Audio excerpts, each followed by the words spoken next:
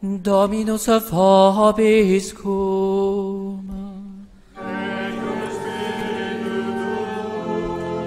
Sequentia sancti Evangelii secundum Lucam.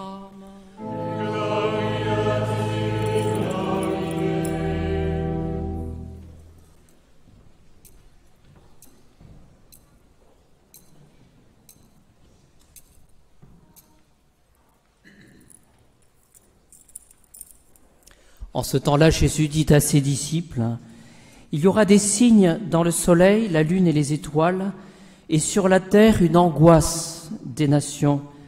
Affolés par le fracas de la mer et des flots, les hommes suffoqueront de frayeur dans l'attente de ce qui vient sur le monde, car les puissances des cieux seront ébranlées.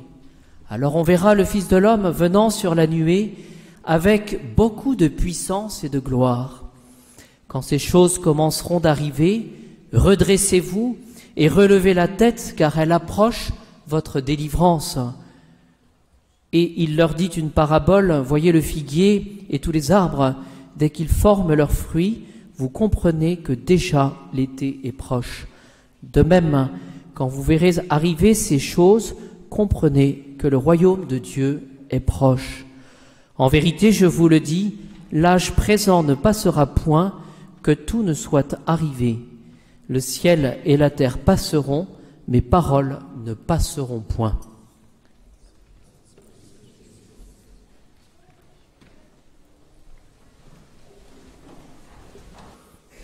Au nom du Père, du Fils et du Saint-Esprit, ainsi soit-il. Ce que je retiens de l'Évangile aujourd'hui, donc Saint Luc: alors on verra le Fils de l'homme venant sur la nuée avec beaucoup de puissance et de gloire. Préparons-nous à cet avènement de Jésus dans sa gloire. Oui, nous allons entrer dans ce mystère de Noël où Jésus vient dans l'humilité, dans la crèche de Bethléem. C'est un avènement de notre Seigneur. Mais ce que la liturgie nous enjoint aujourd'hui, c'est de sortir de nous-mêmes et de porter notre regard vers le Christ glorieux. Il viendra dans sa gloire, nous le savons, pour juger les vivants et les morts. Quand ces choses commenceront d'arriver, redressez-vous et relevez la tête, car elle approche votre délivrance. Finalement, le mystère de Noël, c'est le mystère de Jésus qui vient dans son humilité, mais du bon Dieu, du Seigneur, qui se penche sur nous, pauvres créatures. Alors j'aimerais que nous réfléchissions aujourd'hui sur ce mystère de Noël, l'introduire du moins, pour que nous puissions progresser. Le mystère du Christ, premier point, c'est le mystère du Verbe. C'est le mystère, dans la Sainte Trinité, de la deuxième personne de la Sainte Trinité. Il s'agit du Fils de Dieu. Et pour cette deuxième personne de la Sainte Trinité, nous pouvons faire une distinction dans la personne de Jésus. Tout d'abord, je m'inspire de Saint Jean-Eudes pour cela. Saint Jean-Eudes, qui est bien connu maintenant dans notre chapelle, eudiste d'origine. Il y a dans la personne du Christ deux générations, deux naissances. Il y a, nous dit Saint Jean-Eudes, la naissance éternelle de Jésus, mais il y a aussi la naissance temporelle de Jésus. Je m'explique. Cette génération éternelle de Jésus, et on a tendance à l'oublier, celle-là, eh bien, c'est la génération de Jésus dans le sein du Père, la Sainte Trinité. Le Père communique au Fils, donc à la deuxième personne de la Sainte Trinité, tout son être, c'est le Verbe. Toute sa vie, toutes ses perfections divines, le Père, le Fils et le Saint-Esprit. Génération éternelle. Mais Noël nous invite justement à méditer, à nous pencher sur cette naissance temporelle du Fils de Dieu, c'est-à-dire la naissance de la deuxième personne de la Sainte Trinité, Jésus, le Fils, dans le sein virginal de Marie. C'est-à-dire que le Père, Dieu le Père, va communiquer, nous dit Saint Jean-Eudes, au Fils un nouvel être, une nouvelle vie. ce nouvel être, cette nouvelle vie, c'est ce petit enfant de la crèche. C'est-à-dire que le bon Dieu, le Seigneur, ne veut pas se faire plus petit pour toucher notre âme, pour toucher notre cœur. Il ne peut pas se faire plus petit. Et pour comprendre les choses, nous pouvons nous représenter l'Eucharistie. Jésus, hostie, ne peut pas se faire plus petit pour être la nourriture de notre âme. Et c'est tout cela, le mystère de Noël. Il n'y a pas d'orgueil, il n'y a pas de choses compliquées à Noël. Il s'agit de s'humilier autant que Jésus s'abaisse pour venir dans notre âme. C'est-à-dire que dans ce nouvel être de la naissance temporelle du Fils de Dieu, dans cette nouvelle vie, Saint Jean-Eudes nous dit qu'il y a cette vie toute sainte et toute divine, c'est le Fils de Dieu. Et là nous entrons dans le mystère, mais cette vie toute sainte et toute divine, elle est revêtue de mortalité. Il y a de belles représentations, 17e ou 18e, où l'on voit l'enfant Jésus déjà reposant sur la croix. Dès le départ, il y a cette échéance de la croix, bien sûr la résurrection ensuite, mais cette vie toute sainte, toute divine, revêtue de mortalité, de passibilité. Jésus va souffrir. Et en même temps, avec toutes les misères de la vie humaine, sauf le péché. C'est-à-dire que ce petit enfant, eh bien, il va souffrir, et souffrir par amour pour nous.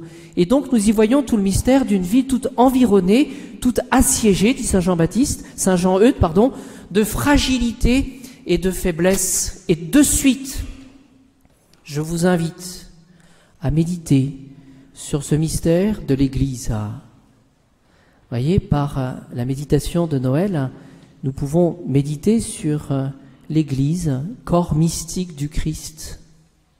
C'est-à-dire que l'Église qui continue Jésus, et nous sommes membres de l'Église, eh bien par le mystère de l'Église, nous sommes invités chacun à la suite de Jésus à continuer à accomplir la vie de Jésus dans tous ses états. L'humilité à Bethléem, mais aussi le chemin de la croix, la passion, la résurrection, le séjour dans le sépulcre et la résurrection.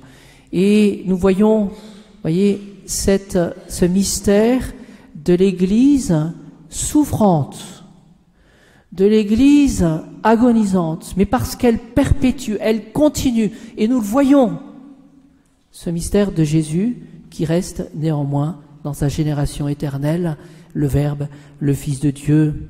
C'est cela, l'Esprit de Noël. C'est cela aussi, cette introduction vers la vie cachée.